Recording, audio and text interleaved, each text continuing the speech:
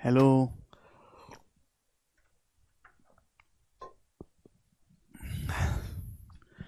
Hello दोस्तों, नमस्ते भाई, कैसे हैं आप लोग?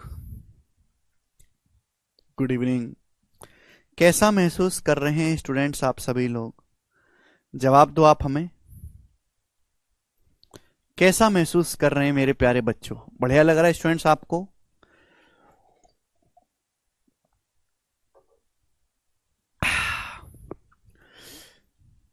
स्टूडेंट, आज की जो क्लास है वो बहुत ज्यादा शानदार है।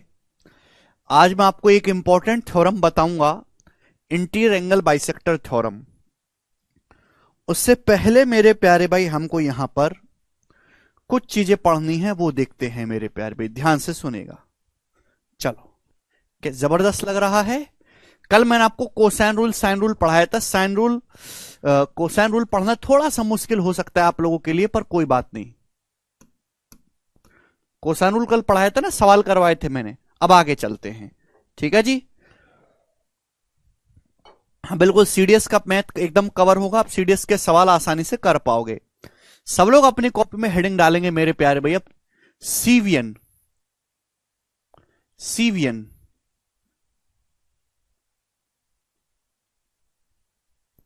सीवियन।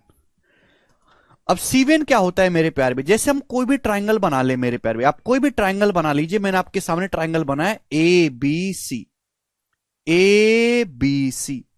तो सीवियन का मतलब होता है ट्राइंगल में किसी भी भुजा के पॉइंट को, कोई भी पॉइंट, किसी भी भुजा के पॉइंट को अपोजिट वर्टेक्स से मिलाने वाली जो लाइन है, ये जो लाइन है मेरे प्यारे भाई, ये जो लाइन है, इस लाइन को हम बोलते हैं सीवियन। क्या बोलते हैं? इस लाइन को हम लोग सीवियन बोलते हैं।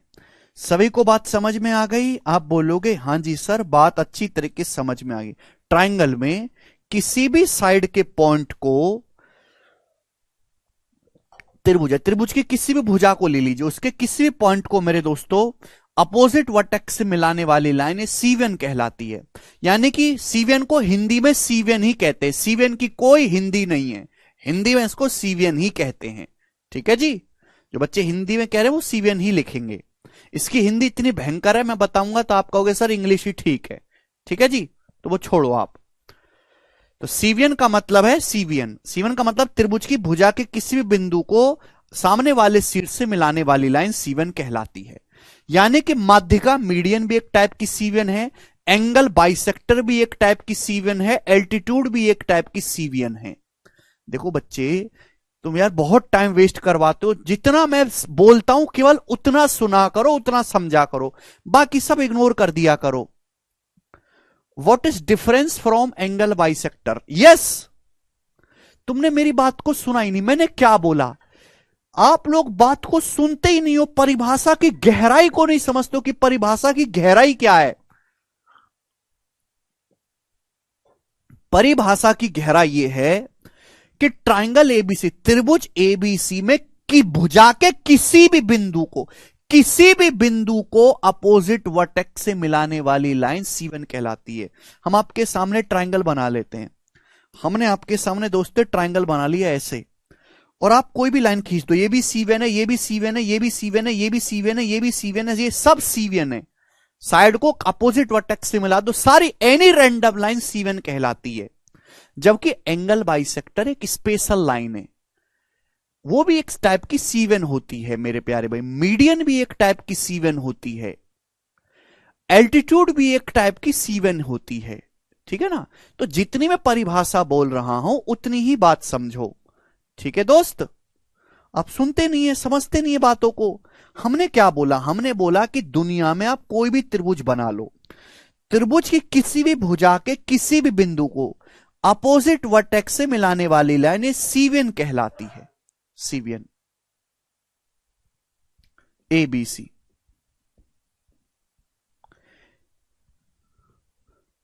ओके, अगर मैं आपसे कहूं मीडियन क्या होता है, तो मीडियन होता है किसी भुजा के मध्य बिंदु को अपोजिट वर्टेक्स से मिलाने वाली लाइन, ये लाइन मीडियन कहलाती है, ये लाइन माध्यिका है। तो बेसिकली मीडियन भी एक प्रकार की सीवियन है, मीडियन भी एक टाइप की सीवियन ही होती है। ठीक है ना। चलो, जैसे बच्चों हम घर बनाते हैं, घर लकड़ी का भी बनता है, घर मिट्टी का भी बनता है, घर ईंट का भी बनता है, मार्बल का भी बनता है। तो घर तो कई टाइप के होते हैं, लेकिन है तो सब घर ही ना, है तो सारे घर ही ना। ऐसे ही भाई सीवन की परिभाषा क्या है कि भुजा के किसी भी बिंदु को अपोजिट वर्टेक्स से मिलाने वाली लाइन सीवन कहलाती है। अब सीवन भी कई तरह की होती है, जैसे माध्यिका एक सीवन है, एंगल बाइसेक्टर भी एक सीवन है, हाइट भी एक टाइप की सीवन ही होती है। ठीक है ना। चलो आगे चलते हैं। नाउ पेपर में कभी कभी सवाल आ जाता है सीवीएन की लंबाई निकालने के लिए। ध्यान से सुनेगा सभी लोग, सब लोग अपनी कॉपी में हेडिंग डाल देंगे बच्चों स्टुअर्ट्स थ्योरम।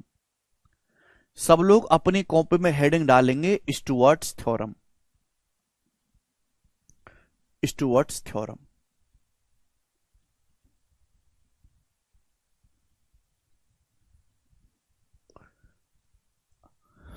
अब हिंदी में इसको स्टुअर्ट थ्योरम में लिखेंगे। स्टुअर्ट उस मैथमेटिशियन का नाम है जिन्होंने थ्योरम दी थी। ठीक है भाई।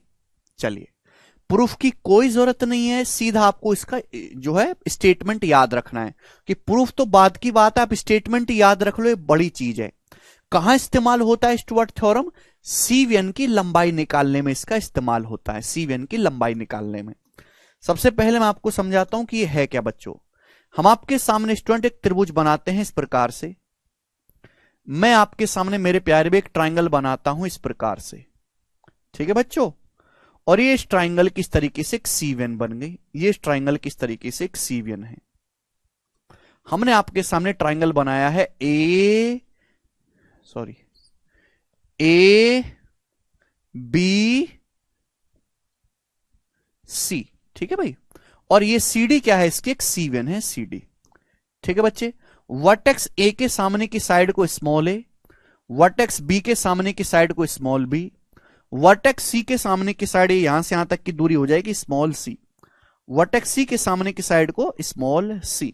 ठीक है बच्चों, ये जो बी से डी तक की लेंथ है ये एम है, और डी से ए तक की ये जो लेंथ है एन है, ये कितना है एन। और सीडी मेरे दोस्तों इस ट्राइंगल की जो है एक सीवीएन है, एक प्रकार की सीवीएन है। और मेरे प्यारे भाई मैंने इसकी लंबाई को x मान लिया कि माना सीडी की जो लंबाई है वो x है। ठीक है ना। तो त्रिभुज की किसी सीवीएन की लंबाई निकालने के लिए स्टुअर्ट थ्योरम का इस्तेमाल होता है, स्टुअर्ट थ्योरम का। हमने इसको x मान लिया मेरे प्यारे भाई। ठीक है बच्चे, कोई परेशानी नहीं है। तो मेरे प्यारे भी आपके सामने त्रिभुज एबीसी है, इस त्रिभुज की तीनों भुजाएं दी हैं। इस ट्राइंगल की स्टूडेंट आपको तीनों ही भुजाएं दी हैं एबीसी। ये सीवीएन खींची गई है, ये सीवीएन जो है भुजा एबी के दो टुकड़े कर रही है भाई, इसकी लंबाई m है, इसकी लंबाई n है। ठीक है ना। अब स्टुअर्ट थ्योरम क्या कहती है, ध्यान से सुनिएगा, मेरी बात को समझिएगा। ठीक है ना। केवल अगर आप इसका स्टेटमेंट भी याद रख लो, बड़ी कृपा होगी आपकी। प्रूफ की कोई जरूरत नहीं है, ना ही उस पर कोई सवाल बनने वाला है कभी। एक्स स्क्वायर बराबर ए बी प्लस एम एन, नहीं, आप गलत कह रहे हैं। ठीक है जी। चलिए, क्या है मेरे प्यारे भाई, इसकी मल्टीप्लाई मेरे दोस्तों होगी यहां पे ऐसे ऐसे मल्टीप्लाई होगी, ए स्क्वायर एन, ए स्क्वायर एन, ए स्क्वायर एन, ए स्क्वायर एन प्लस ए स्क्वायर एन। समझ में भाई, आपको इसका स्क्वायर करना है और इसकी मल्टीप्लाई करनी है। ठीक है भाई। फिर देखो आपको इस बी का स्क्वायर करना है, इसकी मल्टीप्लाई करनी है इसमें, इसकी मल्टीप्लाई करनी है बच्चों इसमें, plus B square M, plus B square M बराबर बराबर ये सीवीएन की लंबाई है x बराबर एक्स स्क्वायर। आपको सीवीएन का स्क्वायर करना है एक्स स्क्वायर, और इसकी मल्टीप्लाई करनी इस तीसरी भुजा में, इस तीसरी भुजा बची है सी, एक्स स्क्वायर सी प्लस प्लस, फिर आपको मल्टीप्लाई करनी इन तीनों की, m की, n की और c की, m n c, x square सी प्लस m n c मेरे प्यारे भाई। तो ये है स्टुअर्ट थ्योरम का स्टेटमेंट, ये कोसेन रूल से निकल के आता है। ठीक है भाई, उसकी आपको कोई आवश्यकता नहीं है, आपको ये रिजल्ट याद रखना है। ठीक है बच्चों, मैं प्रूफ कितना भी समझा दूं आपको कभी जिंदगी में याद नहीं रहने वाला है। आप इस स्टेटमेंट को ही याद रख लें, आपकी बड़ी कृपा होगी। ठीक है जी, चलो देखो जल्दी से।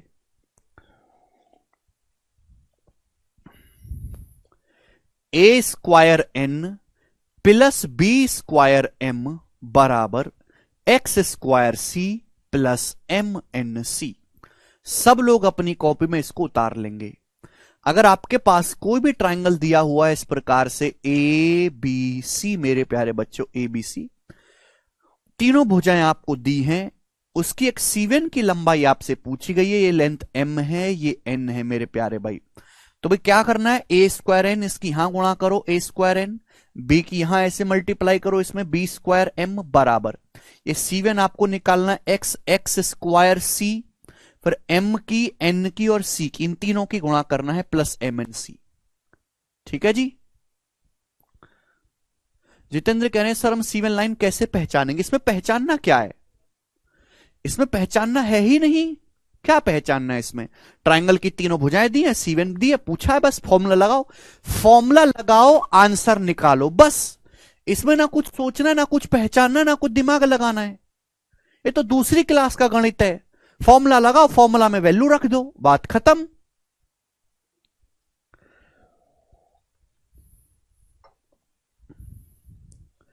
A square n plus B square M बराबर एक्स स्क्वायर सी प्लस एम एन सी। ठीक है भाई, a square n plus B square M बराबर एक्स स्क्वायर सी प्लस एम एन सी। क्यों नहीं पहचान? अरे पहचानने, क्या पहचानना है बताओ, इसमें पहचानना क्या है? नहीं, कौन वॉर्ड नहीं देगा?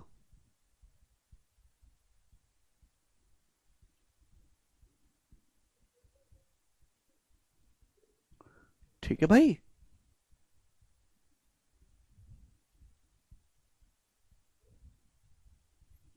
ओके। तो आपको स्टेटमेंट याद रखना है अच्छी तरीके से।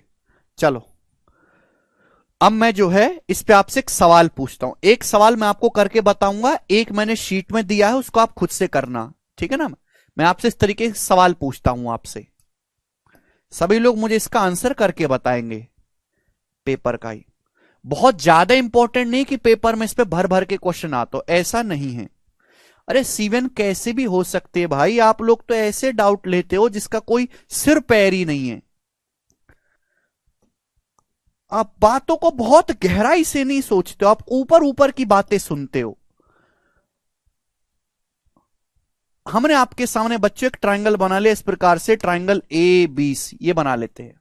हमने आपके सामने इस प्रकार से एक ट्रायंगल बना दिया, ट्रायंगल ए बी सी। कैसे भी बना लो मेरे दोस्तों, ट्रायंगल कोई फर्क नहीं पड़ता। और ये हमने इसमें खींच दी इस तरीके से एक सीवन, ये मैंने एक सीवन खींच दी। ठीक है भाई, अब ये लेंथ 8 है, ये 5 है, ये 4 है, ये 3 है, ये डी है। और मेरा सवाल है बताओ सीडी की लंबाई क्या होगी? बस बिल्कुल दूसरी क्लास का गणित है, आपको वैल्यू दी और आपको छोटे बालक की तरह इस फॉर्मूले में वैल्यू रखनी है और सॉल्व कर लेना है। इतनी सरल बात आप नहीं समझते। आपके पास एक थ्योरम है, थ्योरम का फॉर्मूला है, फॉर्मूला रट लिया, सवाल में वैल्यू रख दी, आंसर निकाल लिए, खुश हो गए। इसके आगे आपको नहीं जानना है, आपको पीएचडी नहीं करनी, आपको लेनी है नौकरी। ज्योमेट्री में पढ़ने के लिए इतना कुछ है कि आप जीवन के 10 साल भी ज्योमेट्री पढ़ते रहो, खत्म नहीं होने वाली, इतना बड़ा है। हर थ्योरम का प्रूफ करने की जरूरत नहीं। मैंने क्या पहली दिन बोल दिया कि ज्योमेट्री में 200 से ज्यादा फॉर्मूले हैं। हर फॉर्मूले का प्रूफ अगर 15-15 मिनट भी करेंगे ना, 15-15 मिनट भी करेंगे, 50 घंटे से ज्यादा हो जाएगा केवल प्रूफ में। पर हम सवाल करेंगे उस पर, ऐसे तो हमारी ज्योमेट्री ही चलती रहेगी 2 सालों तक, बाकी कब पढ़ेंगे? ठीक है, हम उसी का प्रूफ करेंगे जिसकी जरूरत है, जिस पे सवाल बनेंगे।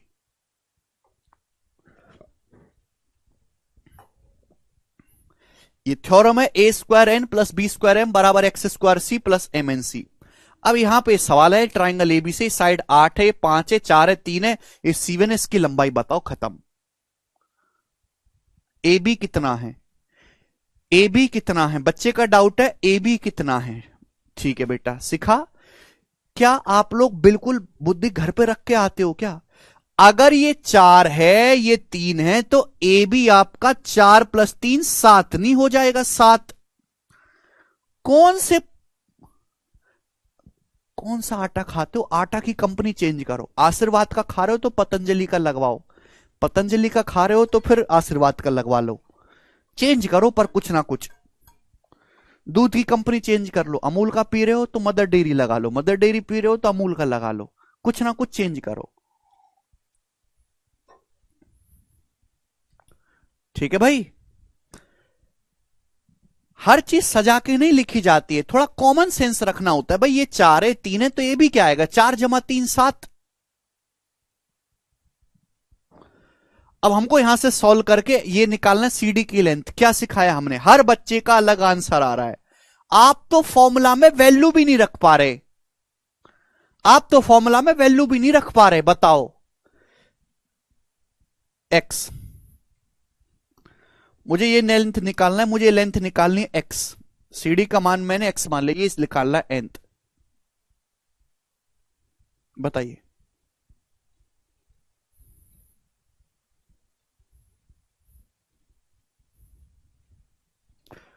अरे इसमें डाउट कहां है? कौन सा डाउट है बताओ? इसमें कौन सा, मुझे ये भी तो बताओ कि कौन सा डाउट आ गया आपको?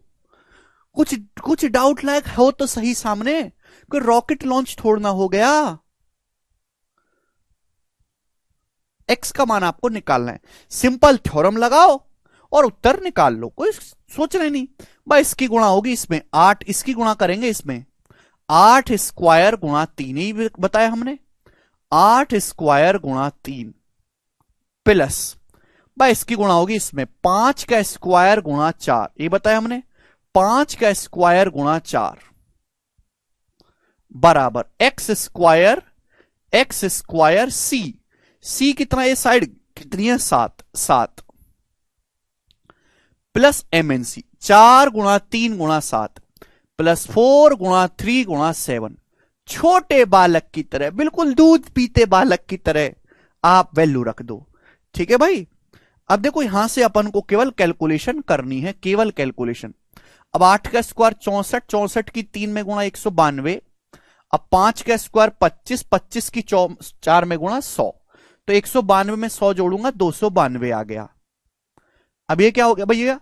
4 तिया 12 सत्ते 84, 84 धरा जाएगा, 84 आ गया और बराबर हो गया जी 7x स्क्वायर। ठीक है जी।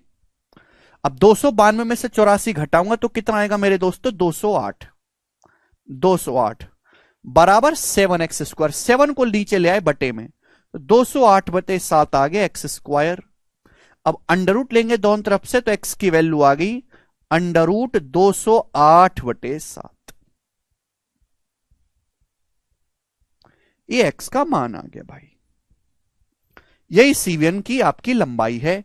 तो सीडी की लंबाई आ गई √208/7 और ये इस क्वेश्चन का आंसर हो जाएगा। बात समाप्त, कुछ है ही नहीं सवाल में। रूट में आगे तो नहीं होगा ये सॉल्व, आप इतना ही छोड़ दीजिएगा। बताओ, इसमें तो कोई डाउट नहीं है ना? ठीक है भाई, चलिए। तो भाई ये आपके सामने स्टुअर्ट थ्योरम है। ये स्टुअर्ट थ्योरम का स्टेटमेंट मैंने आपको समझा। कहां इस्तेमाल होगा? सीवीएन की लंबाई निकालने के लिए। कहां इस्तेमाल होगा? सीवीएन की लंबाई निकालने के लिए। पता हमारे देश की आधे से जनता, आधे से ज्यादा बालक क्यों खत्म है, क्यों उनकी नौकरी नहीं लग रही? कंपटीशन को पढ़ने का तरीका ही नहीं जानते। कंपटीशन की तैयारी कर रहे हो तो थ्योरम पता होना चाहिए, अच्छी तरीके से याद होने चाहिए। थ्योरम कहां लगेगी ये पता होना चाहिए, थ्योरम का इस्तेमाल करना आना चाहिए। ये चारों चीजें आनी चाहिए, लेकिन बालक का इन चारों चीजों पे ध्यान ही नहीं है। उसका ध्यान है प्रूफ करने में, उसका ध्यान है उल्टी सीधी चीजों में, उसका ध्यान है जबरदस्ती के हाई लेवल के सवाल करने में। क्या थ्योरम याद होनी चाहिए, थ्योरम का स्टेटमेंट पता होना चाहिए, है भाई? ओके, थ्योरम याद होनी चाहिए, थ्योरम का स्टेटमेंट आपको पता होना चाहिए, थ्योरम का यूज करना आपको आना चाहिए, थ्योरम का यूज करना। ठीक है भाई, कैलकुलेशन मिस्टेक मत करो भाई, ये तो बहुत छोटी कैलकुलेशन है, छोटे छोटे बालक भी कर लेंगे इसको। छोटे छोटे बालक भी। ठीक है भाई।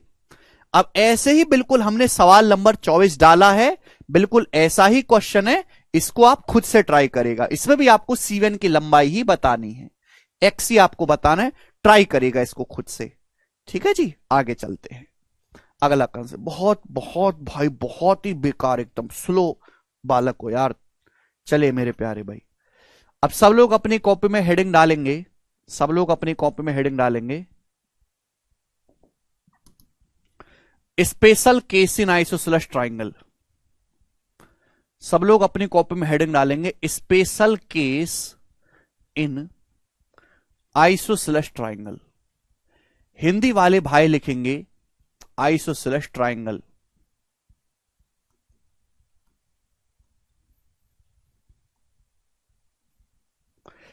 हिंदी वाले भाई लिखेंगे समद्विबाहु त्रिभुज में, समद्विबाहु त्रिभुज में स्पेशल केस, समद्विबाहु त्रिभुज का special case, special case in isosceles triangle, समद्विबाहु त्रिभुज का स्पेशल केस।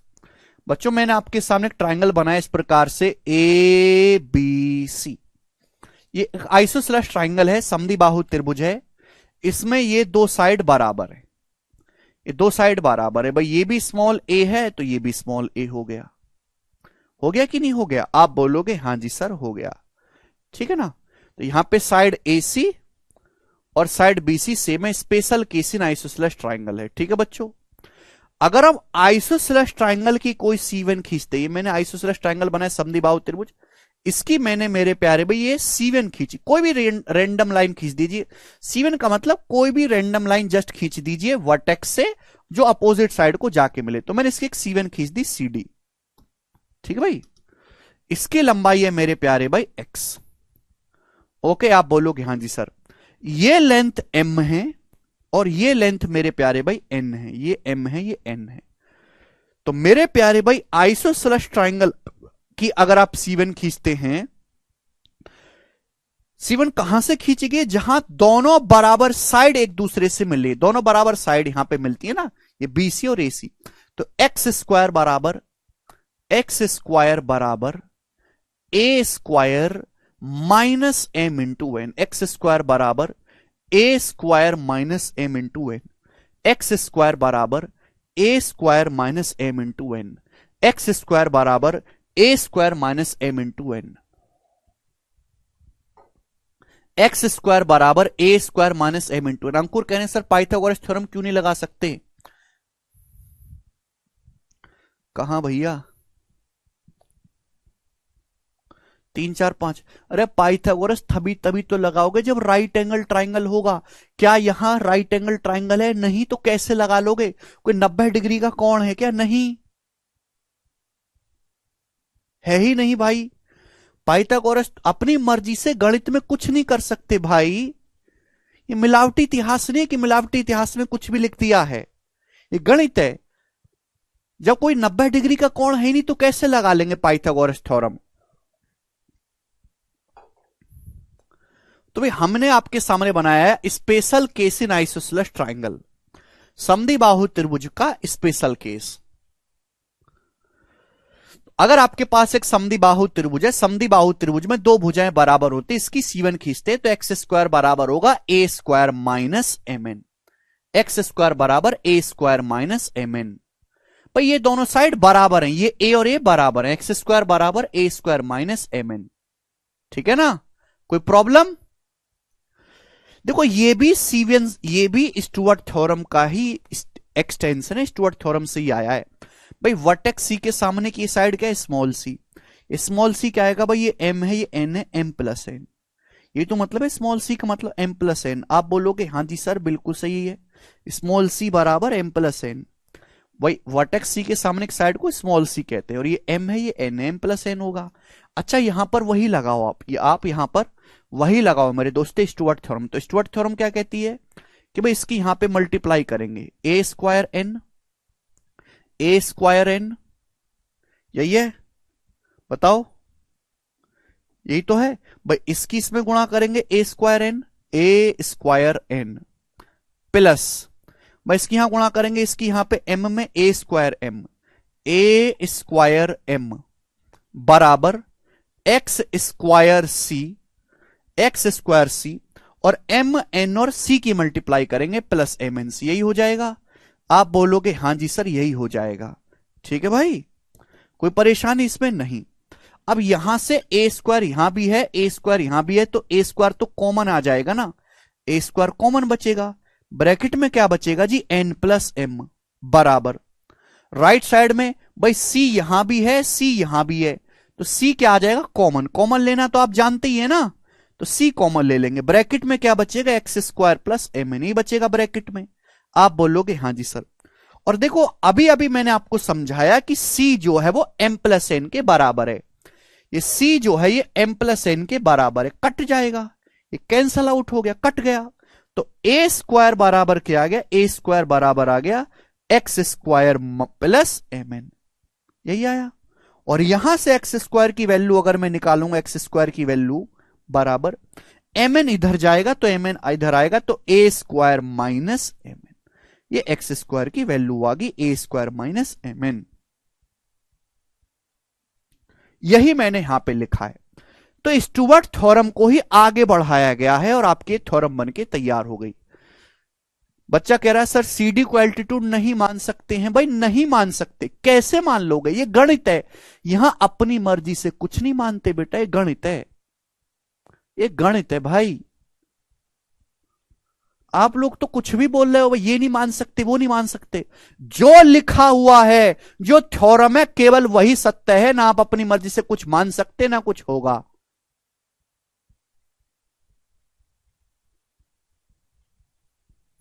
ठीक है भाई। तो अगर आपके पास एक आइसोसेलेस ट्राइंगल है, उसकी C1 खींची जाए ये, तो एक्स स्क्वायर बराबर डायरेक्ट आएगा a square minus M n, x square बराबर ए स्क्वायर माइनस, ये एल्टीट्यूड है ही नहीं तो क्यों मानोगे, सीवीएन है, सीवीएन।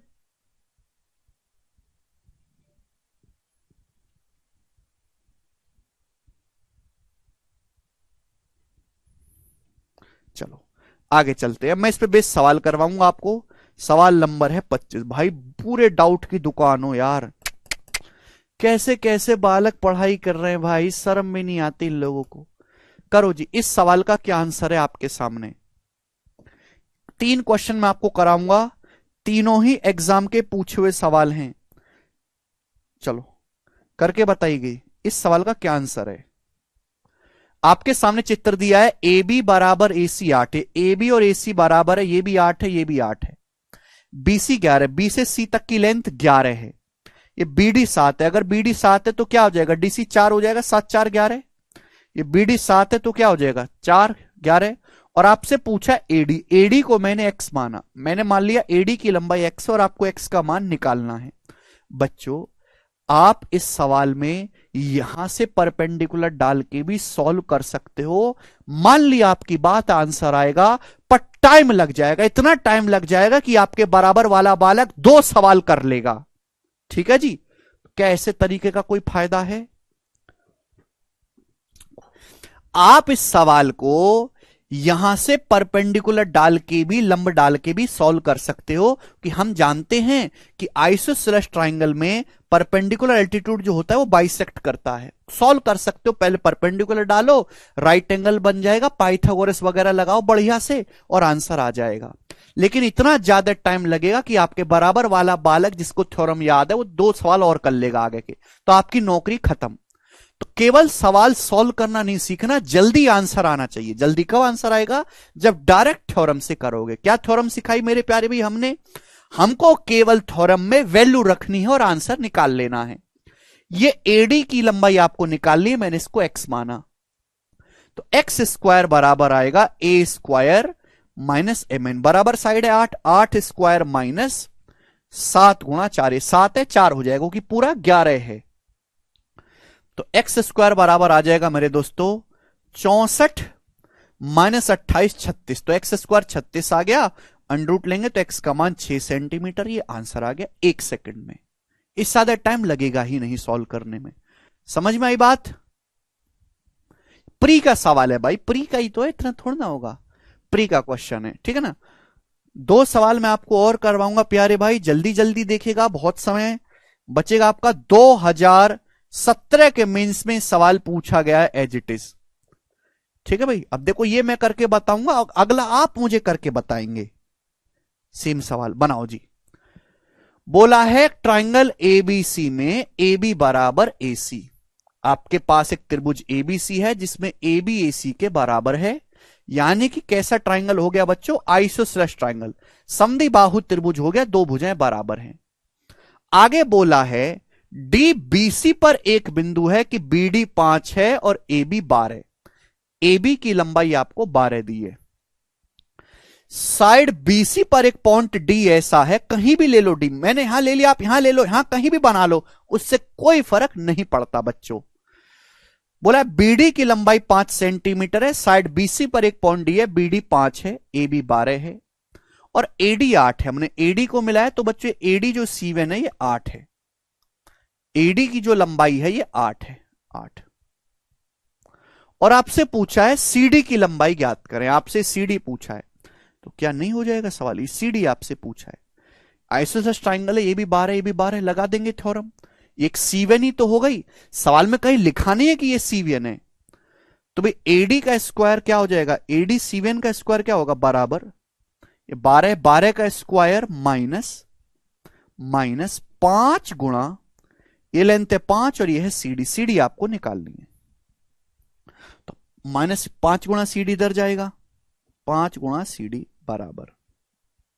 अब 12 का स्क्वायर होता है 144, 8 का स्क्वायर होता है 64। अब 144 में से 64 घटाने पर क्या आएगा? अगर मैं 64 इधर लाऊंगा तो 144 में से 64 घटाएंगे 80 आएगा, 80। ये तो घटा ही सकते हैं, 5 से 80 कट गया 16 बार, तो सीडी की लंबाई 16 सेंटीमीटर है। ये आंसर आ गया बी ऑप्शन आंसर। कर पाएंगे? बहुत सिंपल सवाल है, बिल्कुल मुश्किल नहीं है, केवल वैल्यू रखे और आंसर निकाल लीजिए।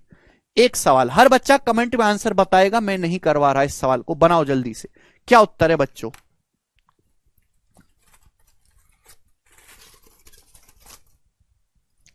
बच्चा कह रहा मेंस में तो सिंपल क्वेश्चन आया था sir.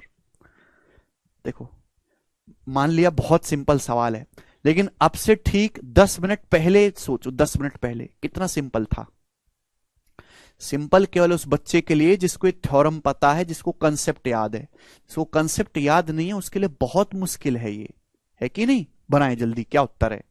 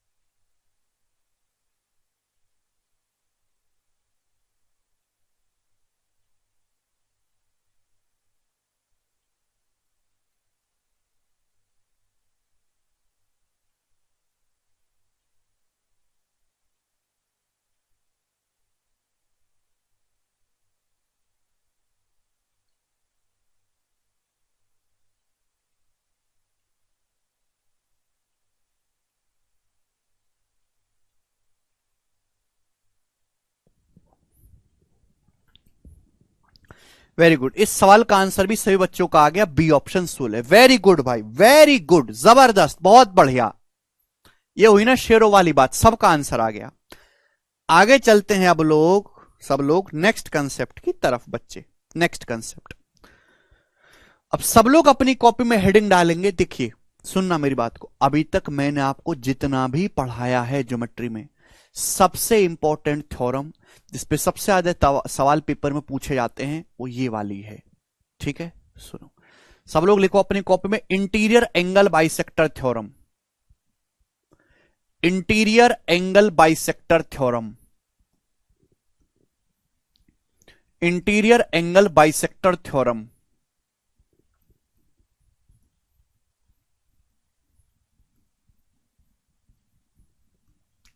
Interior angle bisector theorem. Hindi वाले भाई लिखेंगे आंतरिक कोण समद्विभाजक परिमेय। आंतरिक कोण समद्विभाजक पिरमेय, आंतरिक कोण समद्विभाजक पिरमेय। ठीक है, आपने मेरी बात सुन ली कि अभी तक मैंने आपको जितना भी थ्योरम कंसेप्ट फॉर्मूला बताया है, सबसे ज्यादा ये इंपॉर्टेंट है, सबसे ज्यादा ये वाला इंपॉर्टेंट है, आंतरिक कोण समद्विभाजक पिरमेय। 9th क्लास के सिलेबस में है, हर बोर्ड में, चाहे वो बिहार हो, एमपी हो, सीबीएसई हो, यूपी बोर्ड में हो, 9th क्लास के हर सिलेबस में है ये आज भी। ठीक है जी, चलो एक सेकंड होल्ड करो, हम सेल बदल ले रहे हैं भाई।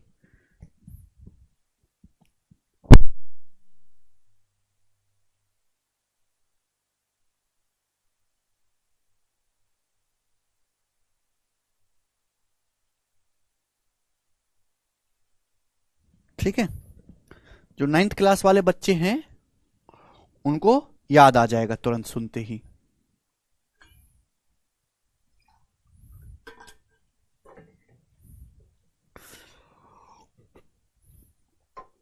क्या है मेरे प्यारे भाई आंतरिक कोण समद्विभाजक पिरमेय?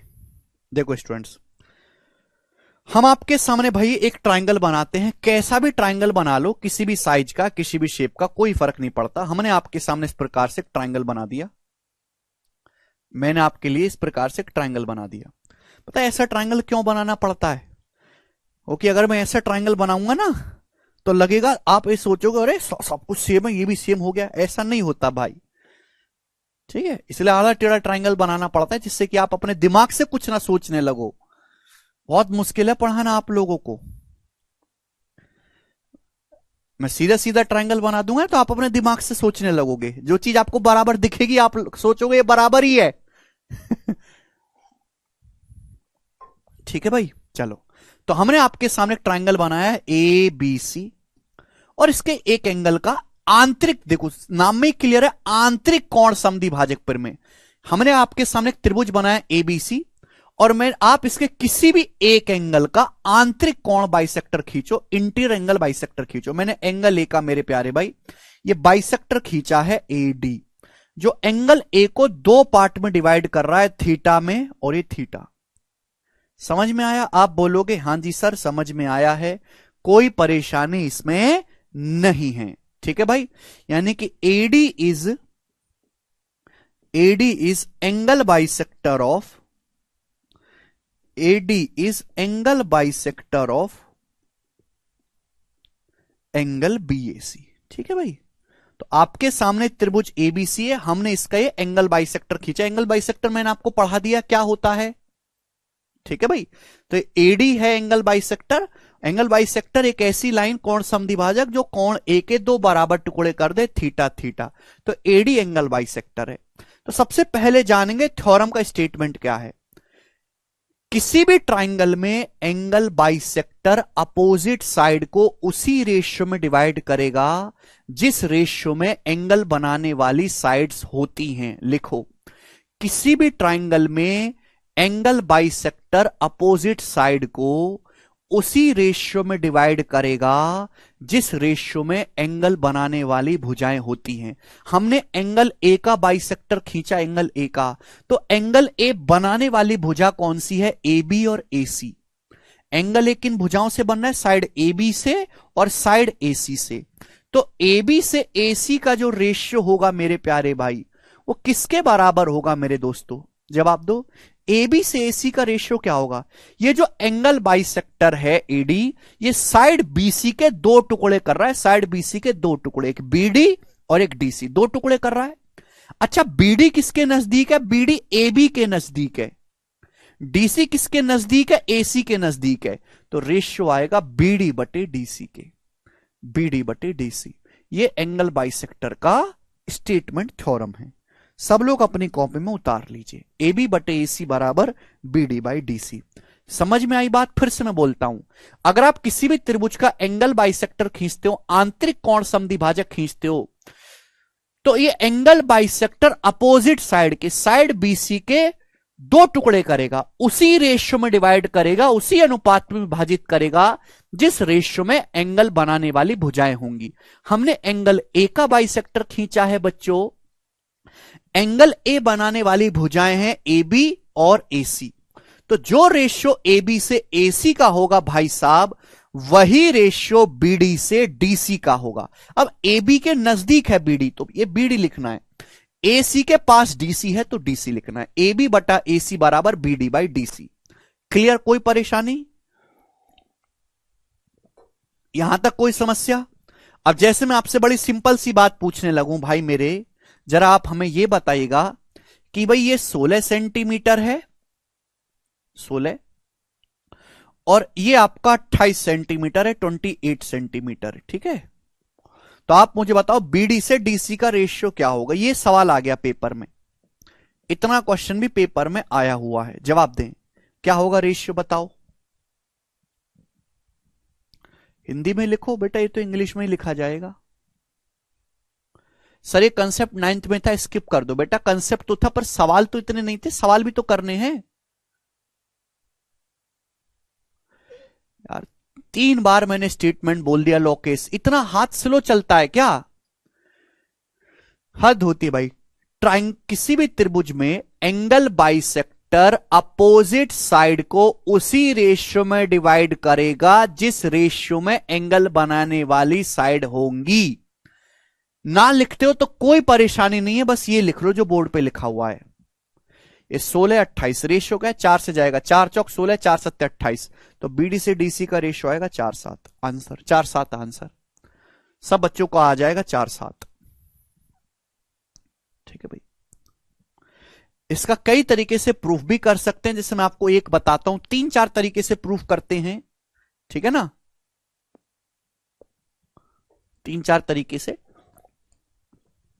एक तरीका मैं आपको बताता हूं इसका, साइन रूल से करवाता हूं। मैंने मान लिया कि माना ये कोण अल्फा है, अल्फा, तो बताओ ये कोण कितना होगा। सीधी रेखा है मतलब 180 डिग्री, तो 180 डिग्री माइनस अल्फा होगा, 180 डिग्री माइनस अल्फा। आप बोलोगे हाँ जी सर, अब मैंने आपको परसों पढ़ाया था, परसों, शायद आज आपको याद हो तो बहुत कृपा होगी आपकी भगवान के लिए, कि किसी भी त्रिभुज में साइड का जो रेशियो होता है वो अपोजिट एंगल के साइन के रेशियो में होता है। साइड का रेशियो जो होता है वो अपोजिट एंगल के साइन के रेशियो में होता है।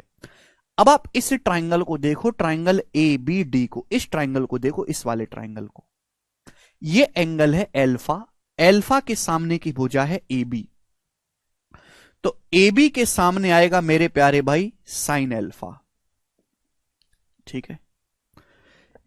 ये कौन है थीटा, थीटा के सामने है बीडी, थीटा के सामने क्या है बच्चों, बीडी, तो बीडी के सामने आएगा साइन थीटा, तो ए बी से बीडी का रेशियो क्या आएगा, साइन अल्फा बटे साइन थीटा। आप बोलोगे हाँ जी सर बिल्कुल सही बात, अच्छी तरीके से क्लियर हो गई। ये हमने साइन रूल लगाया है ट्राइंगल ए बी डी में, त्रिभुज ए बी डी में। बिल्कुल ऐसे ही हम साइन रूल लगाएंगे ट्राइंगल एडीसी में, इस वाले ट्राइंगल में साइन रूल लगाएंगे। भाई ये साइड क्या है एसी, एसी के सामने क्या एंगल है, सामने 180 डिग्री माइनस अल्फा, तो एसी, और साइन इसके सामने कौन है 180 डिग्री माइनस अल्फा, तो साइन 180 डिग्री माइनस अल्फा। भाई ये साइड क्या है डीसी, डीसी के सामने है थीटा, तो डीसी बटे डीसी के सामने है थीटा, साइन थीटा। क्लियर है? आप बोलोगे हाँ जी सर ये आया मेरे प्यारे भाई, ठीक है, कोई परेशानी बच्चों इसमें नहीं। तो हमने दोनों ही त्रिभुजों में साइन रूल लगाया। साइन रूल क्या होता है कि त्रिभुज की भुजाओं का अनुपात अपोजिट एंगल के साइन के रेशियो के बराबर होता है, ठीक है बच्चे। अब सुनो, त्रिकोणमिति में हम पढ़ेंगे और आपने पढ़ा भी होगा थोड़ा बहुत कि sine 180 degree minus alpha sine alpha होता है। त्रिकोणमिति का सिंपल सा नियम है साइन अल्फा, ठीक है ना। ये भी मैं आपको बता देता हूं कि cos 180 डिग्री माइनस अल्फा होता है माइनस कॉस अल्फा। इन दोनों को ध्यान रखो, बड़े जरूरी हैं। तो साइन 180 डिग्री माइनस अल्फा क्या लिख सकते हैं, साइन अल्फा लिख सकते हैं बच्चों, ये साइन अल्फा और ये हो जाएगा साइन थीटा, लिख सकते हैं इसकी जगह। अब आप गौर से देखो भाई, यहां पर अगर मैं प्यार से देखूंगा, प्यार से, तो ये भी साइन अल्फा बटे साइन थीटा है, ये भी साइन अल्फा बटे साइन थीटा है। भाई जब यहां पे राइट साइड सेम होगी, राइट साइड, तो लेफ्ट साइड भी सेम होनी चाहिए कि नहीं। जब राइट साइड बराबर तो ये लेफ्ट साइड भी आपस में बराबर होनी चाहिए कि नहीं? गधा गधा सेम, तो इधर भी सेम हो गया। आप बोलोगे हाँ सर राइट साइड सेम है तो लेफ्ट साइड भी सेम होनी चाहिए, यानी कि ए बी बटा बी डी, ए बी बटा बी डी बराबर ए सी बटा डी सी होना चाहिए। आप बोलोगे हाँ जी सर बिल्कुल सही होना चाहिए सर, मैंने आपकी बात को मान लिया। ठीक है जी, किसी बच्चे को कोई परेशानी? आप बोलोगे नहीं सर कोई परेशानी नहीं है, बराबर होना चाहिए। अगर ये बराबर है बस सॉल्व। भाई एसी को ले आओ नीचे, एसी को आप नीचे ले आओ और बीडी को आप ले जाओ ऊपर, कर सकते हैं ना ऐसे? भाई होता क्या, क्रॉस मल्टीप्लाई तो होता है कैंची गुणा, तो कैंची गुणा ही तो करनी है, गुणा कैसे भी कर लो भाई, चाहे 4 तिया 12 करो चाहे 3 चौक 12 सेम ही आएगा। एसी को हम नीचे ले आते हैं, ए बी बटे ए सी, और बीडी को हम ऊपर पहुंचा देते हैं बराबर बीडी बाई डी सी। यही तो एंगल बाइसेक्टर थ्योरम मैंने आपको लिखवाया है, यही तो लिखवाया मैंने आपको। ठीक है ना, बताओ यही तो लिखा हुआ है।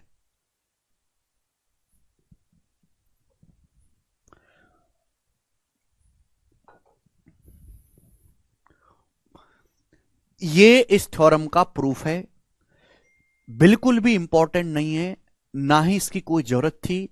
आप अगर इसको ना भी जानते तो आपकी नौकरी पे आपकी तनख्वाह पे कोई फर्क नहीं पड़ता, लेकिन आप काफी देर से प्रूफ प्रूफ चिल्ला रहे थे तो मैंने बता दे, इससे आपकी आत्मा को तसल्ली लग गई होगी।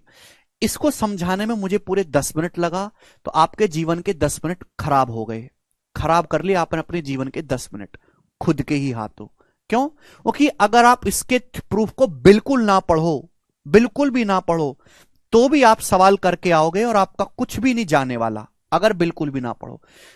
मतलब केवल इस बात से है कि क्या आपको यह स्टेटमेंट याद है कि नहीं, क्योंकि इसके प्रूफ पे कोई सवाल बनता ही नहीं है। जब इसके प्रूफ पे सवाल ही नहीं बनता तो पढ़ने का फायदा क्या? तो आपने अपने हाथों जीवन के 10 मिनट खराब कर लिए, अपने कीमती 10 मिनट जवानी के। अब आप हंस लीजिए थोड़ा सा। Okay, you have successfully wasted your 10 minutes in your life. ठीक है, आपको आगे भी जीवन के कीमती मिनट खराब करने तो मुझे बताते रहिएगा, मैं आपके खराब करता जाऊंगा। सवाल करेंगे जी, बस आपके कलेजे को ठंडक पड़नी चाहिए, कलेजे को ठंडक पड़नी चाहिए। आपके कलेजा उबाल मारता रहता है, वरना अशांति आ जाती है मन में। प्रूफ नहीं आएगा तो चाहे जिंदगी बर्बाद हो जाए पर मन में अशांति नहीं होनी चाहिए। प्रूफ की अशांति स्वीकार नहीं है इन्हें, चाहे नौकरी न लगने के बाद बेरोजगारी की अशांति झेलते रहेंगे। ठीक है, चलो दोस्तों करो सवाल नंबर 28। अब हम इस पे भी सवाल करेंगे, फटाफट करो जल्दी जल्दी सवाल, फटाफट।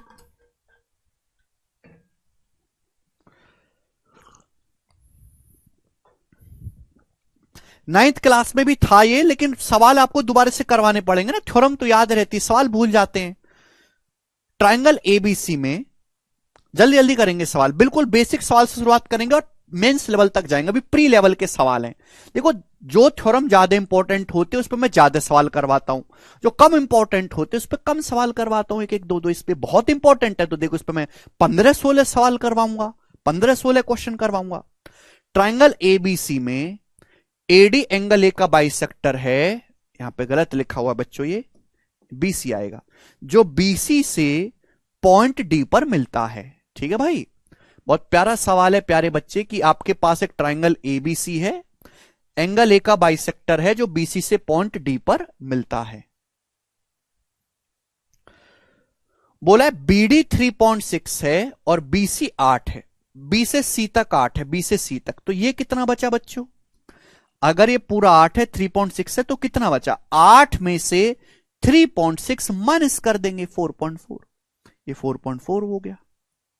आपसे पूछा ए बी से ए सी का, ये एंगल बाइसेक्टर है, एंगल ए का बाइसेक्टर है, समद्विभाजक। करो, क्या आप नहीं कर सकते? अभी तो समझाया कि भाई अगर किसी भी ट्रायंगल में एंगल बाइसेक्टर खींचते हैं तो अपोजिट साइड को उसी रेशियो में बांटेगा जिस रेशियो में एंगल बनाने वाली साइड होगी। जो रेशियो बीडी से डीसी का है वही ए बी से एसी का होगा। अब इनका रेशियो क्या है, किससे जा रहा है? 4 से, 4 नाम 36 से 4 से 11 बार 9 रेशियो 11 है। भाई बीडी से डीसी का रेशियो 9:11 है, तो एबी से एसी का रेशियो भी 9:11 होगा। ये आंसर आ गया, डी ऑप्शन। डायरेक्ट थ्योरम पर बेस सवाल। आगे चलते हैं, अगला क्वेश्चन बनाए बच्चों। ओके बच्चों, यही वो सवाल है जो पेपर में सबसे ज्यादा पूछा जाता है, सबसे ज्यादा। ठीक है भाई, करेंगे। ट्राइंगल एबीसी में एंगल बी का जो बाइसेक्टर है वो साइड एसी को पॉइंट डी पर मिलता है। ए बी 16 है, बीसी 9.6 है। तो इस प्रकार से आपके सामने मेरे प्यारे भाई एक ट्राइंगल है, हम बना लेते हैं ट्राइंगल। ठीक है, आपने एंगल बी का बाइसेक्टर खींचना है ना, आपको एंगल बी का, जैसे आपको एंगल बी का बाइसेक्टर खींचना है तो मैं बी को ऊपर बना लेता हूं। मुझे ए का खींचना होता तो मैं ए को ऊपर बनाता। अब ए बी 16 बोला है और बीसी बोला है 9.6 सेंटीमीटर। अब एंगल बी का जो बाइसेक्टर है, ये बाइसेक्टर एंगल बी का जो साइड एसी को मिलता है पॉइंट डी पर। एसी की लंबाई है 22.4। एसी जो है यहां से यहां तक बच्चों, एसी 22.4 सेंटीमीटर है एसी। ठीक है बच्चों, सवाल में पूछा क्या है, एडी। सवाल में आपसे एडी पूछा है, करो एडी। अब ये एंगल बाइसेक्टर अपोजिट साइड को उसी रेशियो में बांटेगा जिस रेशियो में एंगल बनाने वाली साइड होंगे। एंगल बनाने वाली साइड है 16 है, ये 9.6 है। रेशियो क्या है इनका, 16 और 9.6। किससे जा रहा है ये जा रहा है मेरे दोस्तों 32 से जा रहा है, 3.2 से। 3.2 से 5 बार जाएगा, 3.2 से 3 बार जाएगा। ऐसा मत करा करो कि पहले 2 से काटा फिर 4 से काटा, ये इतना टाइम नहीं होता इंसान के पास। ये 5:3 का रेशियो है, तो रेशियो भी 5:3 का होगा एडी से डीसी का। समझ में आया? आपसे पूछा क्या है बच्चे, है भाई 16 और 9.6 का रेशियो 5:3 है, भी 5:3 का होगा। आपसे पूछा एडी की लंबाई। देखो थोड़ा सा रेशियो की नॉलेज होना चाहिए। आपको एडी निकालना, एडी कितना है, 5 यूनिट है। एडी 5 यूनिट, एडी की लंबाई है 5 यूनिट आउट ऑफ टोटल। नीचे हमेशा टोटल लिखते हैं, देखो नीचे लिखते हैं टोटल। टोटल कितना है, ये 5 + 3 8, टोटल है 8। निकालना क्या है, एडी। जो निकालना उसे ऊपर लिखते हैं 5। 5/8 होगा टोटल लंबाई। टोटल लंबाई कितनी है, ए से सी तक की 22.4 सेंटीमीटर। ठीक है बच्चों, ये बात पता है। 8 से जाएगा तो 8 दूनी 16 और 8 मट्टू 64। 5 की 2.8 में गुणा 14 सेंटीमीटर। यह सवाल का आंसर है, बी ऑप्शन।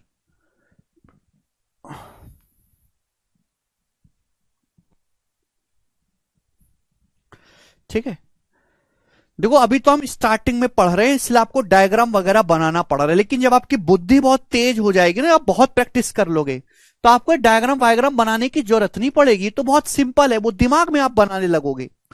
ये सब चीज आप कैसे करने लगोगे, दिमाग में ही करने लगोगे। कि भाई एक ट्राइंगल एबीसी है, दिमाग में बनाओगे कि बी का बाइसेक्टर खींच रहे, बी का बाइसेक्टर मिलेगा एसी को, बी का बाइसेक्टर एसी को मिलेगा तो दो टुकड़े होंगे एडी और डीसी। एंगल बी का बाइसेक्टर खींचेंगे तो भुजा एसी पे जाके मिलेगा पॉइंट डी पर, एडी डीसी। अब एडी होगा एबी के नजदीक, ये होगा बीसी के नजदीक। इनका लेना है रेशियो। जब इनका रेशियो लूंगा ऐसे भी कर सकता हूं, 16 6 कम 96, एक और 0.6, एक और 0.6 का रेशियो आया, ये 10/6, 10/6 का मतलब 5/3। तो एडी से डीसी का रेशियो 5/3 आ गया और आगे मैं कर लूंगा। तो बिना चित्र बनाए आप दिमाग में भी सोच सकते हो इसको। ठीक है भाई, आगे चलते हैं। अगला सवाल ये बनाएं जल्दी से।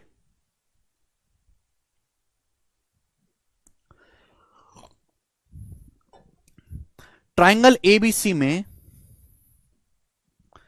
ट्राइंगल एबीसी में एंगल ए का बाइसेक्टर बीसी से पॉइंट डी पर मिलता है। AB 9.6, AC 11.2, BD 4.8। आपसे पूछा है ट्राइंगल एबीसी का पेरीमीटर, यानी कि तीनों भुजाओं का योग। अच्छा सवाल, आसान सवाल है। ए का बाइसेक्टर खींचना है ना, तो मैंने ए को ऊपर बना लिया। ये ट्राइंगल एबीसी है, एबी है 9.6, एसी है 11.2। ठीक, अब एंगल ए का जो बाइसेक्टर है वो बीसी से पॉइंट डी पर मिलता है। ये एंगल ए का हमने बाइसेक्टर खींचा, साइड बीसी को पॉइंट डी पर मिलता है।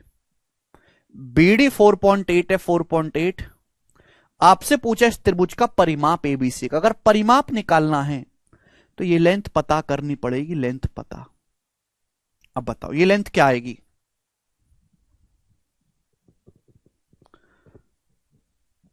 वो भी बताऊंगा रोशन। ये लेंथ क्या आएगी, जवाब देंगे। करो, देखो आप लिख के तो कर ही सकते हो, है वो तो आप जानते हो कि AB से AC का रेशियो AB 9.6 है ना, AC 11.2 है।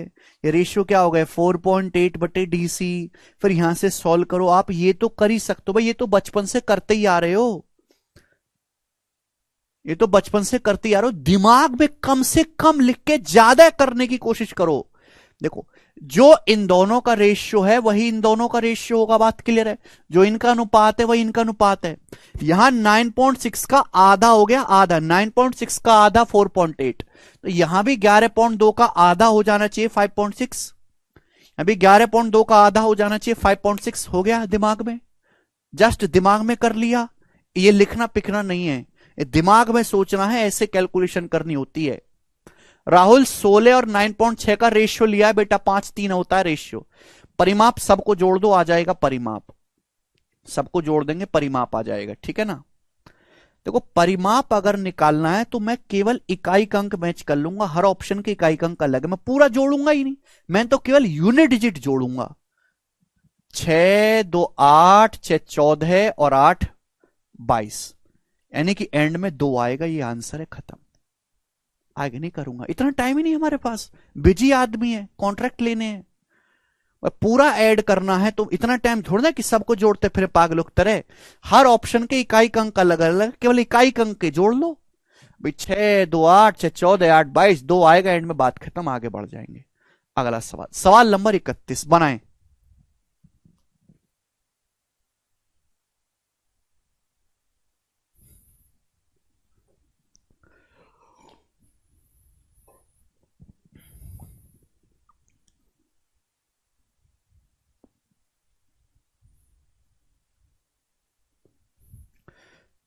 अरे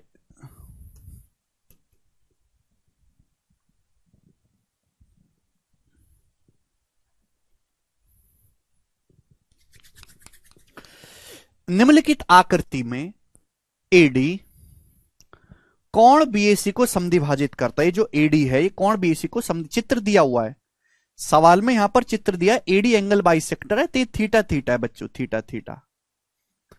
बीडी की लंबाई आपसे पूछिए, बीडी आपसे पूछा है x-2। अगर एंगल बाइसेक्टर है तो जो रेशियो इससे इसका होगा वही रेशियो इससे इसका होगा। अब ये 6 है, ये 2x-3 है, तो भाई मुझे अगर ये सवाल सॉल्व करना है तो x का मान निकालना होगा। जो 6 से 2x-3 का रेशियो है वो बराबर आएगा मेरे प्यारे भी, बराबर x-2 से x का रेशियो बराबर x-2 बटा x। समझ में आई आपको हमारी बात? आप बोलोगे हाँ जी सर बिल्कुल सही, समझ में आई है, ठीक है भाई। अच्छा अब मुझे यहां से x का मान निकालना है। अगर मैं यहां से सॉल्व करने लगा ना, सॉल्व करने लगा, तो मेरे प्यार में मेरे की बनेगी क्वाड्रेटिक इक्वेशन, टाइम लगेगा। अगर मैं इसे क्रॉस मल्टीप्लाई करके निकालूंगा इसका मान तो लगेगा टाइम, बनेगी क्वाड्रेटिक इक्वेशन, द्विघात समीकरण। पूछा है बीडी, बीडी का मतलब है x-2, x-2, समझ में आया। अब आंसर इंटीजर है तो x की वैल्यू भी इंटीजर होगी। तो भाई मैं इस सवाल को अंदाजे से सॉल्व करूंगा कि यहां पे देखो कितने छोटे छोटे आंसर है, x की वैल्यू भी बहुत छोटी छोटी सी होगी। तो मैं यहां पे हिट एंड ट्रायल से रख रख के चेक करूंगा कि क्या सेटिस्फाई कर रहा है x को। ये जो ऑप्शन में दे रखी है ना वैल्यू, बीडी की वैल्यू, ये x-2 के मान दिए हुए हैं, यानी कि x का जो मान आएगा वो इनसे बड़ा होगा, 4 5 6 9 6 से बड़ा। अगर मैं ये ऑप्शन ठीक मानता हूं तो x का मान 6 आएगा। अगर मैं पहला ऑप्शन ठीक मानता हूं कि बीडी की लंबाई 4 है, बीडी क्या है x-2, अगर बीडी की लंबाई मैंने 4, अरे भाई सवाल में x नहीं पूछा है, सवाल में x नहीं नहीं नहीं पूछा है, सवाल में पूछा है बीडी, बीडी कितना है x-2, इनमें से एक आंसर है x-2। अगर मैं पहला ठीक मानता हूं 4, तो x की वैल्यू आएगी 6। क्या 6 संतुष्ट करता है? यहां पर 6 रखूंगा, 6 6 दूनी 12 -3 9, 6 रखूंगा, 6 - 2 4, और ये 6, 6/9 और 4/6 क्या बराबर है? हाँ जी बराबर है। दोनों ही 2/3 है, 3 से काटेंगे 2/3, 2 से काटेंगे 2/3, दोनों बराबर है। यानी कि x बराबर 6 रखने पर सेटिस्फाई कर रहा है, यानी कि मेरे प्यारे भी x का मान 6 है, ये आपके BD की लंबाई 4 है, तो इसका आंसर 4 है।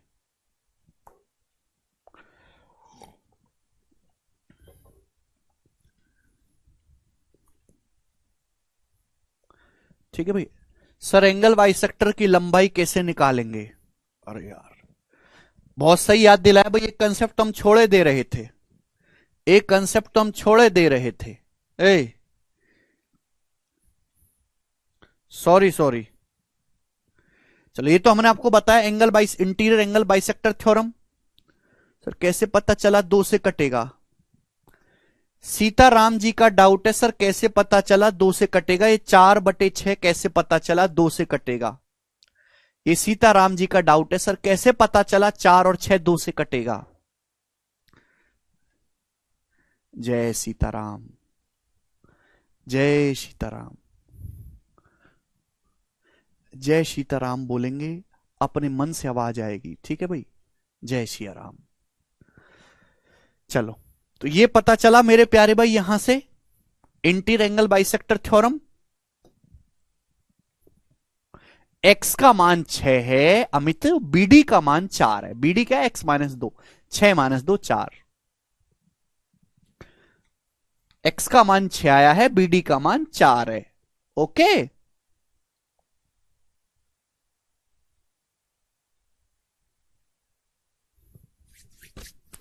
चलो दोस्तों, अब सब लोग अपनी कॉपी में हेडिंग डालेंगे लेंथ ऑफ एंगल बाइसेक्टर। तुम क्या जानो मेरे मन की पीड़ा, कैसे कैसे बालकों को पढ़ाता हूं। ये सबको लगता है कहीं नहीं हुआ तो यहां तो हो ही जाएगा, कहीं से गणित नहीं सीखे, कहीं से सिलेक्शन नहीं हुआ, कहीं से फुल स्कोर नहीं आया तो गगन सर के बैच से तो हो ही जाएगा। हर बालक के मन में ये है। अब इस एटीट्यूड के साथ हर बालक एडमिशन लेता है, और उसमें कुछ महान भी होते हैं, जैसे सीताराम जी हैं। लेंथ ऑफ एंगल बाइसेक्टर, कोण समद्विभाजक की लंबाई। लेंथ ऑफ एंगल बाइसेक्टर, कोण समद्विभाजक की लंबाई। सब लोग अपनी कॉपी में लिखेंगे लेंथ ऑफ एंगल बाइसेक्टर, कोण समद्विभाजक की लंबाई, कोण समद्विभाजक की लंबाई। ठीक है भाई। चलो दोस्त प्यारे भाई, मैं आपके सामने अगर एक ट्राइंगल बनाता हूं, ट्राइंगल इस तरीके से ABC, वैसे एंगल बाइसेक्टर की लंबाई आप स्टुअर्ट थ्योरम से भी निकाल सकते हो, आप स्टुअर्ट थ्योरम से निकाल सकते हो। वर्टेक्स A के सामने की side small a, vertex B के सामने की साइड स्मॉल b, और ये हमने एंगल बाइसेक्टर खींचा मेरे प्यारे भाई, यहां पर ये मस्त एंगल बाइसेक्टर हम लोग खींचेंगे, ये वाला, ये एंगल बाइसेक्टर CD। ठीक है, एंगल बाइसेक्टर ये थीटा, ये थीटा, और ये एंगल बाइसेक्टर साइड के 2 टुकड़े कर रहा है, ये M है और ये N है। ठीक है भाई, ये BD M है और ये DA N है। तो CD एंगल बाइसेक्टर है, कोण समद्विभाजक।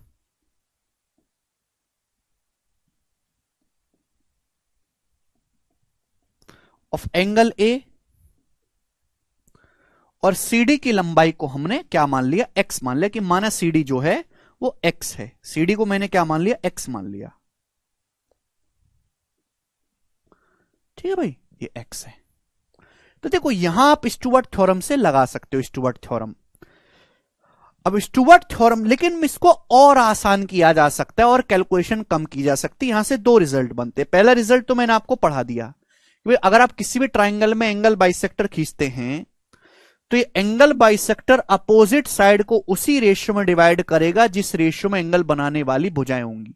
एंगल बनाने वाली साइड A है, ये B है, तो A से B का जो रेशियो होगा वो क्या होगा? बराबर M/N। ये तो आंतरिक कोण समद्विभाजक पर में। लेकिन अगर x का मान निकालना है, इंटीरियर एंगल बाइसेक्टर की इसकी लंबाई निकालनी है, तो स्टुअर्ट थ्योरम लगाओगे, लेंथी पड़ेगा। स्टुअर्ट थ्योरम में जब आप इस थ्योरम को इस्तेमाल कर दोगे ना, स्टुअर्ट थ्योरम में इस थ्योरम को इस्तेमाल कर देना, आगे जब सॉल्व करोगे तो प्रूफ हो जाएगा, जरूरत नहीं है।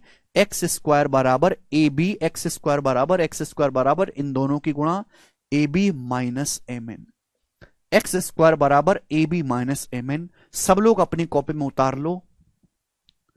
एंगल बाइसेक्टर सीडी तो है, सीडी है भाई, CD is angle bisector of angle C, sorry, CD is angle bisector of angle C. ठीक है, तो अगर आपको एंगल बाइसेक्टर की लंबाई निकालनी है तो ये कंसेप्ट लगेगा। आपको ये पता होना चाहिए कि उस एंगल बनाने वाली भुजाएं कितनी है ए बी, और आपको ये पता होना चाहिए कि एंगल बाइसेक्टर अपोजिट साइड के कितने टुकड़े कर रहा है, एम और एन उनकी लंबाई। तो एक्स स्क्वायर बराबर A B minus M N, ये कहीं से नहीं, ये स्टुअर्ट थ्योरम से ही निकल के आया है, ये स्टुअर्ट थ्योरम से ही निकल के आया है। देखो कंफ्यूज मत हो जाना बच्चों, कंफ्यूज मत हो जाना, मैं दोबारा से बता रहा हूं, स्टुअर्ट थ्योरम लगता है किसी भी ट्राइंगल में, कोई भी ट्राइंगल हो कैसा भी। देखो एक होता है ट्राइंगल, फिर ट्राइंगल में भी होते हैं स्पेशल ट्राइंगल। जैसे एक होता है घर, अब घर भी स्पेशल होते हैं, अंबानी का घर है, मेरे जैसे गरीब आदमी का घर है, किसी की झोपड़ी भी है। तो ये किसी भी घर के लिए, किसी भी ट्राइंगल के लिए थ्योरम है। लेकिन जो स्पेशल होते हैं, अंबानी जी का घर है, मेरा छोटा सा घर है, उनके लिए अलग और स्पेशल रिजल्ट याद करने लग पड़ते हैं। तो ट्राइंगलों में भी स्पेशल ट्राइंगल होते हैं। ऐसे ही यहां पे मेरे दोस्तों आइसोसेलेस ट्राइंगल, तो आइसोसेलेस ट्राइंगल के लिए एक स्पेशल रिजल्ट बन गया। आइसोसेलेस ट्राइंगल की C1 क्या होगी, एक्स स्क्वायर बराबर, ये दोनों साइड सेम है, a square minus M N. लेकिन कोई भी ट्राइंगल हो, एनी ट्राइंगल, किसी भी त्रिभुज में अगर हमें एंगल बाइसेक्टर निकालना है तो स्पेशल C1 हो गई, इसकी लंबाई होगी एक्स स्क्वायर बराबर A B minus M N. समझ में आया? आप बोलोगे हां जी सर। एक्स स्क्वायर बराबर A B minus M N.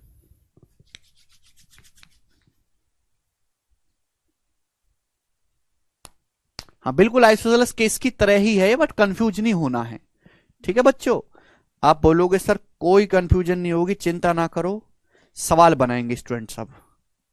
सवाल नंबर है बच्चों आपके सामने यहां पर 32, जवाब दीजिए इसका क्या आंसर है, सब बच्चे करके बताएं हमें, करो।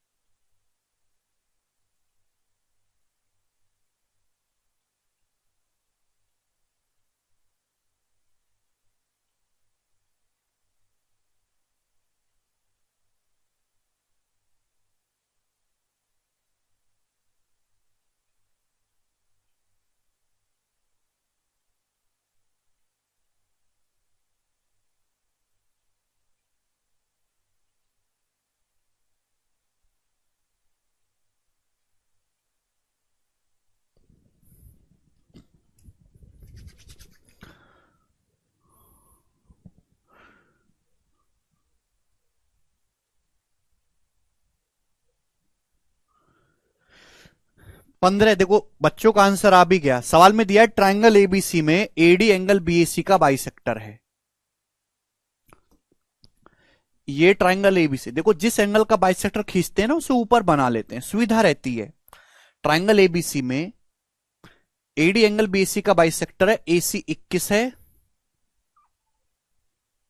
बीसी 12 है, और ये एडी एंगल बाइसेक्टर है, तो this is angle bisector AD. BD की लंबाई डीसी से 2 सेंटीमीटर कम है, बीडी की लंबाई डीसी से 2 सेंटीमीटर कम है, पूछा एबी की लंबाई बताओ। देखो बीडी और डीसी का योग कितना है 12, ये पूरी भुजा कितनी दी है 12, बीडी और डीसी का योग 12 होना चाहिए और बीडी की लंबाई डीसी से 2 सेंटीमीटर कम होनी चाहिए। बताओ ऐसी दो संख्याएं सोच के बताओ जिनको जोड़ के 12 आता हो और उनको घटा के 2 आए। पर इन दोनों को जोड़ के क्या आएगा? 12। पूरी साइड बीसी 12 है और बीडी की लंबाई डीसी से 2 सेंटीमीटर कम है। बुद्धि से सोच के बताओ ऐसी दो संख्याएं जिनको जोड़ के 12 आए और उनका अंतर 2 हो। 5 और 7 कोई भी सोच सकता है। 5 7 12 और 5 7 से 2 कम है तो ये 5 होगा भाई, ये 7 होगा। नॉर्मल कॉमन सेंस है गणित का। 5 7। अब जो रेशियो इन दोनों का है वही रेशियो इन दोनों का भी होगा। ये 5 7 का रेशियो तो ये भी 5 7 का रेशियो। अब 7 की 21 वैल्यू दे रखी है तो 5 की कितनी हो जाएगी? 15। तो ये 15 आ जाएगा। ये इसका आंसर है, बी ऑप्शन, 15 सेंटीमीटर। समझ में आई? 5 हो गए 7। बीडी कम है डीसी से। ये 5 ये 7, 7 किलो 21 है तो 5 की 15। आंसर आ गया। आगे चलें। अगला सवाल नंबर 33। ये क्वेश्चन आया है आपका 2001। अभी प्री के सवाल चल रहे, मेंस का क्वेश्चन नहीं हुआ है अभी एक भी।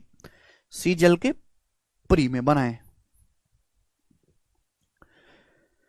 एबीसी बच्चों एक राइट एंगल ट्राइंगल है जिसमें एंगल बी समकोण है।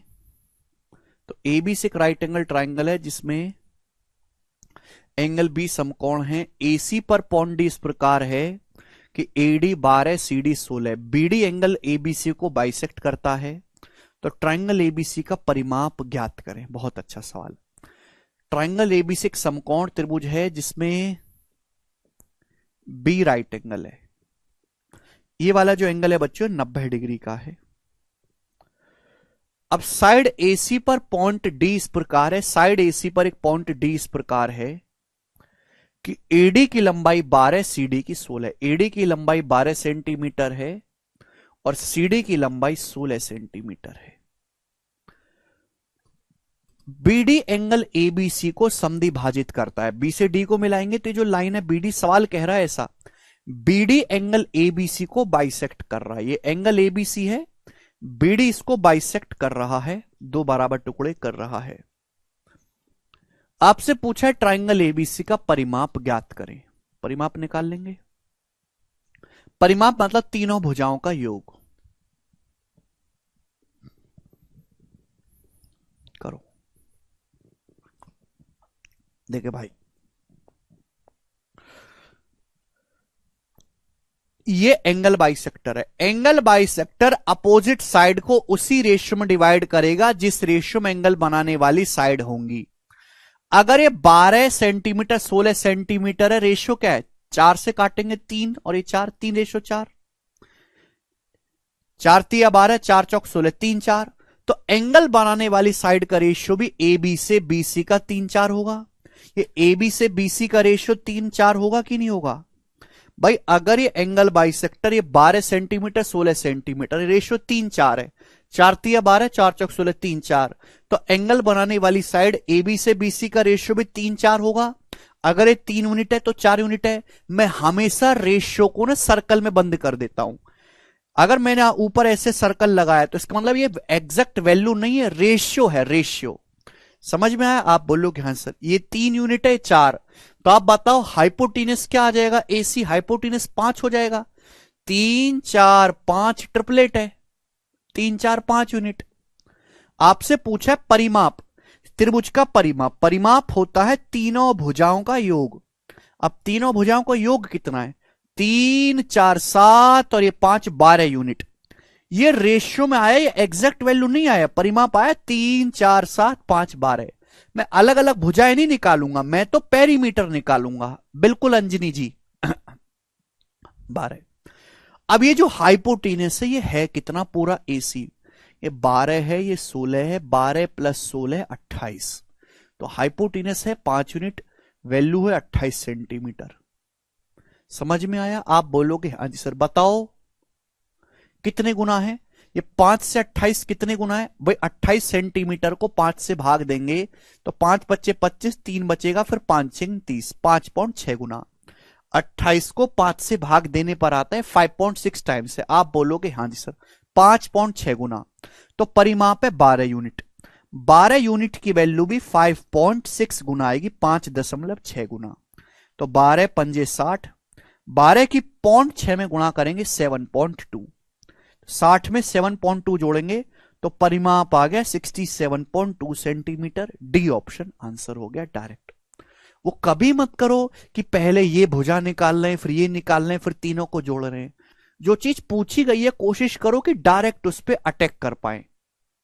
ये 3 यूनिट है, 4 5 आएगा, 5 के वैल्यू 28 है, 5.6 गुना पेरीमीटर है 12, 12 की वैल्यू भी 5.6, 12 में 5.6 से गुणा करेंगे 67.2 सेंटीमीटर। हाँ, 7 का मल्टीपल भी प्रमोद चेक कर सकते हैं। आगे चलते हैं, अगला सवाल नेक्स्ट। सवाल का सोर्स 2020 के मींस के पेपर में सवाल आया। अब यहां से मींस लेवल के क्वेश्चन है, करेंगे। बनाए जी, सब बच्चे जवाब देंगे।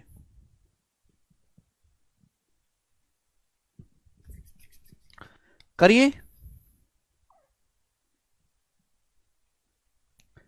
एरिया पूछे तो नीतीश एरिया निकाल देंगे।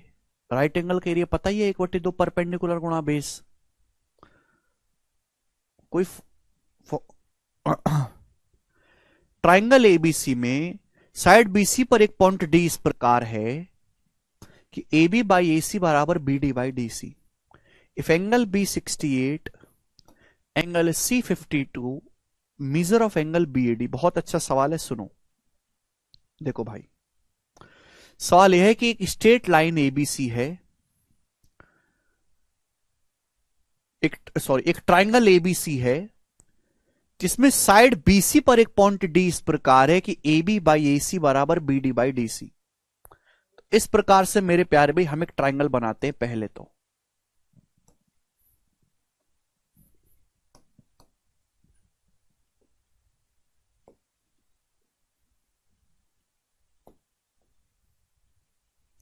हमने आपके सामने बच्चों ट्राइंगल बनाया, ये ए बी सी।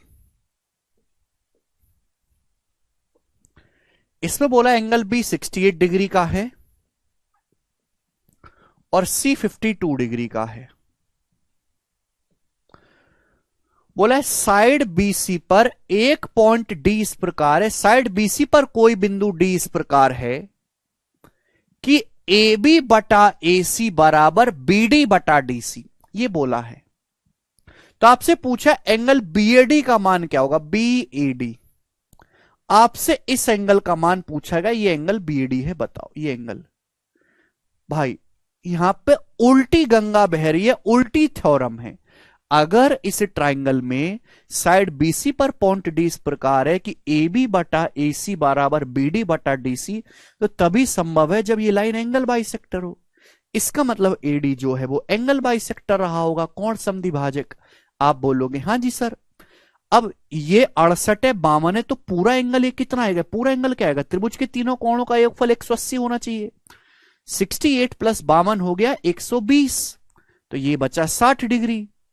अब ये एंगल बाइसेक्टर है तो 60 का आधा आधा हो जाएगा, ये कितना हो जाएगा 30 डिग्री। तो 30 डिग्री सवाल का आंसर था बी ऑप्शन, 60 का आधा।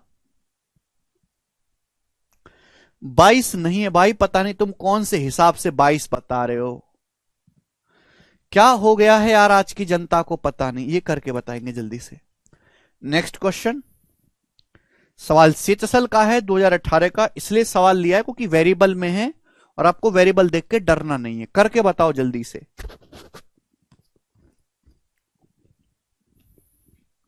करो।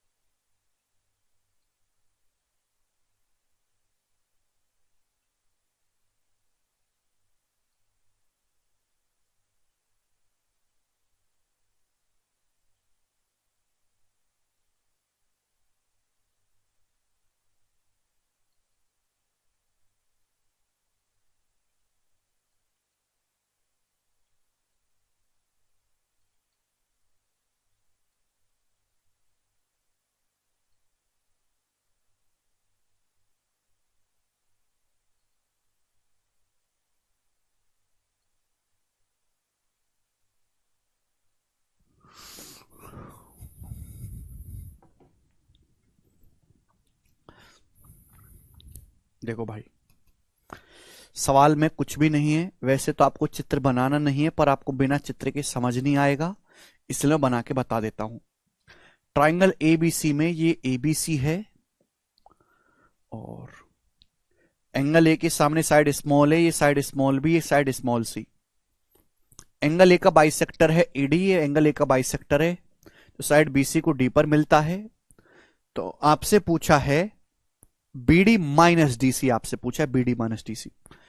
अगर ये मेरे दोस्तों सी और बी एंगल बनाने वाली साइड, तो बीडी से डीसी का रेशियो आएगा सी माइनस बी। आपसे जो चीज पूछी गई है वो ये है बीडी माइनस डीसी। मैंने क्या बताया, जब भी रेशियो को सॉल्व करना हो तो ऊपर वो लिखेंगे जो पूछा है। बीडी से डीसी का रेशियो क्या है, सी माइनस बी, तो बीडी माइनस डीसी क्या आएगा, बीडी माइनस डीसी क्या आएगा भाई, इसमें से इसको घटाओ, सी माइनस बी, सी माइनस बी अपॉन, नीचे लिखेंगे टोटल। टोटल क्या है भाई, ये टोटल क्या है, तो टोटल है आपका BC C plus B, total है सी प्लस बी, मल्टीप्लाई किससे करेंगे, टोटल लंबाई। टोटल लंबाई बीसी की क्या है, स्मॉल ए, स्मॉल ए। तो ये आ जाएगा a into c minus b upon c plus b, c option answer है। ठीक है जी, समझ। ऊपर वो लिखेंगे जो पूछा गया, नीचे क्या लिखेंगे, टोटल रेशियो, और मल्टीप्लाई करेंगे पूरी लेंथ से। समझ में आया, आसान क्वेश्चन, बहुत आसान। देखो सीएचएसएल में लेवल यही है, कोई मुश्किल तो है नहीं है। आगे चलेंगे, सवाल नंबर है स्टूडेंट आपके सामने यहां पर 36। जवाब देंगे इस क्वेश्चन का क्या आंसर है। बहुत बेहतरीन सवाल है। ट्रायंगल एबीसी जिसकी भुजाएं 6, 7, 8 सेंटीमीटर है, सबसे बड़े कोण का समद्विभाजक अपोजिट साइड को 2 खंडों में विभाजित करता है, छोटे खंड की लंबाई क्या है। इस एक सवाल में 2 छोटे छोटे सवालों को मिक्स करने की कोशिश की गई है। ट्रायंगल एबीसी में 3 भुजाएं हैं, 6, 7 और 8, इस प्रकार से। अब सबसे बड़े कोण का जो बाइसेक्टर है वो अपोजिट साइड को 2 पार्ट में डिवाइड करता है। जैसे मैंने मान लिया ये ट्राइंगल है भाई, इसकी साइड है 6, 7 और 8 सेंटीमीटर। अब सबसे बड़ा कोण होगा कौन सा, ये बताओ। सबसे बड़ा एंगल होगा, सबसे बड़ी भुजा, सबसे बड़ी भुजा 8 है इसके सामने, ये वाला कोण सबसे बड़ा होगा। त्रिभुज में सबसे बड़े कोण के सामने की भुजा सबसे बड़ी होती है, सबसे छोटे कोण के सामने की भुजा सबसे छोटी होती है। तो यानी कि इसका जो बाइसेक्टर है वो अपोजिट साइड के 2 टुकड़े करता है मेरे प्यारे भी। एक टुकड़ा ये हो गया और एक टुकड़ा ये हो गया। और आपसे पूछा छोटे टुकड़े की लंबाई, या नहीं निकाल सकते, कुछ भी नहीं है अब इस सवाल में। अगर ये 6, 7 है तो रेशियो क्या होगा, 6, 7 का रेशियो होगा मेरे प्यारे भाई। तो जाहिर सी बात है छोटा टुकड़ा कौन सा होगा, 8 सेंटीमीटर है, छोटा टुकड़ा ये वाला होगा 6 unit. Out of total, total कितना है, 6, 7, 13, कितने का, 8 सेंटीमीटर का। तो छोटे टुकड़े की लंबाई होगी 48/13 सेंटीमीटर, सी ऑप्शन।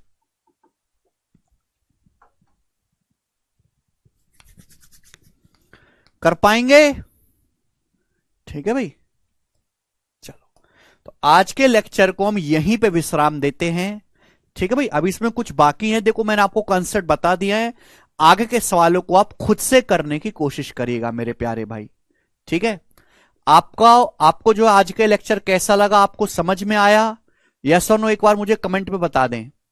क्या आपको आज का लेक्चर समझ में आया है, कोई दिक्कत तकलीफ परेशानी?